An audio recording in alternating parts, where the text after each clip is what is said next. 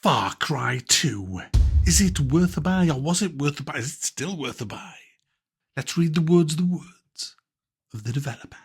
You are a hired gun trapped in a war-torn African state, stricken with malaria and forced to make deals with corrupt warlords on both sides of the conflict in order to make this country your home. You must identify and exploit your enemies' weaknesses, neutralizing their superior numbers and firepower with surprise, subversion, cunning, and of course, cheats.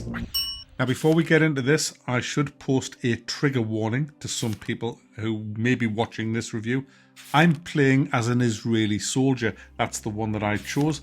He's also quite white, and he is in Africa helping black people. Now, I know that could be absolutely devastating to some of you. So go and touch a bit of grass, and I'm sure you'll be all right. Now we'll get on with the review. Okay, so Far Cry 2, guys. This was the sequel to Far Cry 1, obviously. It was nothing like Far Cry 1. Nothing like Far Cry 1. I loved Far Cry 1, and I remember when Far Cry 2 came out, I was like, this is nothing like... I was expecting like a continuation of the first Far Cry. But what I got was even better. I got this open world, better weapons, better everything, really. It was just a big upgrade from Far Cry. But not to say the Far Cry was crap. It was a great game. But this is just brilliant. Now, I'm using a mod for this. I'm using the Realism and Redo mod, which thankfully Jim Gillard messaged me about. Because I did try to retro review this a few years back, but it wouldn't work. All the NPCs were bouncing around and it looked shit, and I was getting horrible mouse movements. It was just a disaster. But this mod, which is so easy to put in, I've put a link in the description for it. It's dead easy to set up. It just works like a charm. Everything's great, much better than it was when it first came out. You also get this nifty little option box where you can just enable things from the off, which I found really good. I just went with the default things, but there is cheats if you want them. Unlimited ammo and all that if you've been through the game once already and you just want to f*** about in it. I haven't tried them, but I'm assuming they work, so there is that.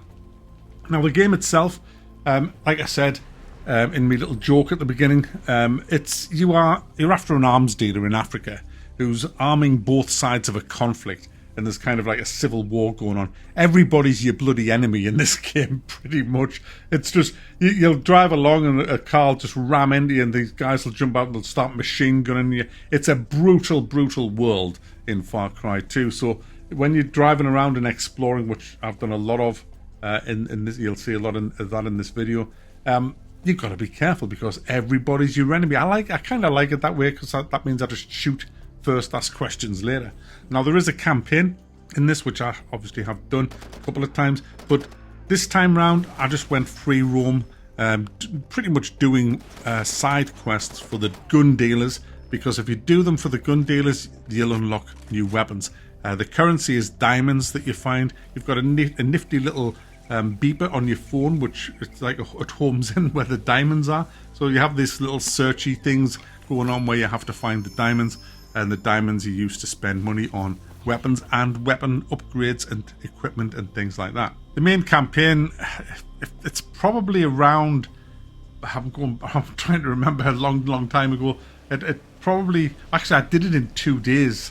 I was so taken back by how good the game was. I just went mad with it and just played it for every hour I had, and I think I did it in 2.5 days and I was working at the time as well. So it was kind of like, I just hammered the game. So it's probably about 20 hours long or something, the actual campaign. But there's like side quests as well in that. And it's really good fun. The AI isn't brilliant. It is quite poor. It does improve in Far Cry 3. But in this, and I was playing this on not quite the hardest difficulty, but the one above normal difficulty. I'm forgetting what it's called, but the one above normal is what I was playing it on. And they are brutal when they see you. I mean, they are very good shots. You'll take a lot of damage off the bullets. You have to be very stealthy. You can't just run around like a prick or you'll not last 5 seconds. But some of the AI is a little, not all the time, but sometimes they're a bit dodgy. They can like still run around in broad daylight, some of them between barricades, instead of just staying where they were and trying to pin you down, like they do in Half-Life and certainly like they do in Fear. But in this, they're kind of a bit more mobile, quite easy to take down if you've got your wits about you and you don't keep still. If you keep still, you'll die because they'll just zero in on where you were. But yeah, it gives that whole sense of excitement when you're in a base because the gunplay is excellent. They react to the guns and the guns feel and sound meaty, especially the LMG. It's a fantastic weapon. Flamethrower's great as well, the way the flames all spread around. Grenades is good. The enemy throw grenades at you as well, and later on they'll start firing mortars and stuff at you. So it's exciting. It's good to explore. There's tons of vehicles. You can drive all of them from the off. The vehicle driving I found great. And now I thought it was going to be shit because I'm used to shit vehicle driving in games, but they're not too bad in this. It's really, really, really well done actually. The vehicle. I mean, I'm just using a keyboard obviously, and I had zero problems controlling the vehicles. They absolutely fly along as well. It's really, really good fun just driving around the island and coming across bases and just you literally just storm them and murder everybody. Take the first aid and anything else, ammo and whatever else you can find, diamonds hopefully, and then move on.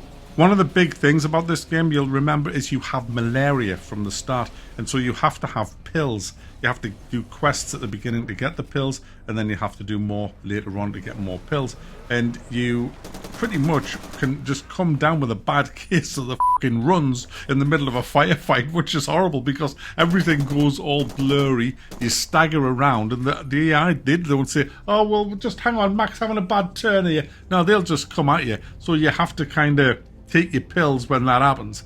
And the annoying thing is, if you were the pill key is the same as the heal key, and if you've only got a couple of bars of health missing, obviously you're not going to heal on that because you wait till it gets much further down. But when you press the pill key, it heals you, so you waste a first aid kit on a couple of bars, then you have to press it again to eat your food. Your pills, Mac. Pills, Mac, not food. Pills aren't food. So that was a bit of an annoyance, but it's not a game break or anything like that, but it was just kind of annoying. There's a few little bits like that. It's a little bit clunky sometimes trying to pick things up. It has to be spot on. There's no kind of room for error when you're lining things up. There's a few niggly things like that. Like I say, the AI sometimes is a bit shit, but overall the game is solid. It's really, really good fun.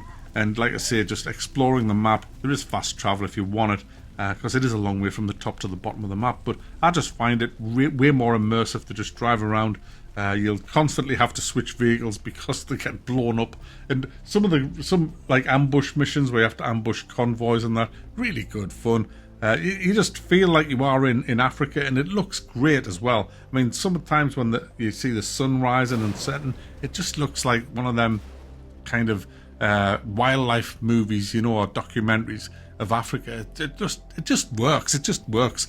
It really does, the setting. It's a great setting to have this in. It's all kind of scorched grass and everything, but there is a few green trees. There's wildlife knocking about as well, but you don't have the interactions or anywhere near the amount of it that you do in Far Cry 3. But like I say, Far Cry 3 built on all of this, especially the villain side of things and the voices and lip syncing. In this, it's the voiceovers are poor, really, really poor, as I mentioned earlier. So if you're looking to relive your youth, if that's what it is for you, in Far Cry 2, grab this mod. The link's in the description. The game is great.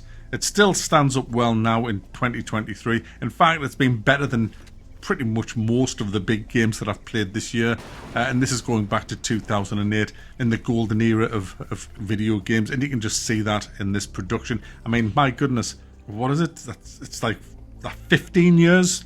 15 years, guys, since this game was made. And when you look at the absolute fucking disaster of games they're producing now, and they were producing this 15 years ago, what have they learned? What have they actually learned in 15? Oh, that's what they've learned, guys. Nothing. They need to give their heads a shake, Ubisoft. Look back at what you did. You should be making... If this is what you were doing, this was your standard in 2008, why are your current games absolute banter wank? Sort yourselves out, man, for fuck's sake.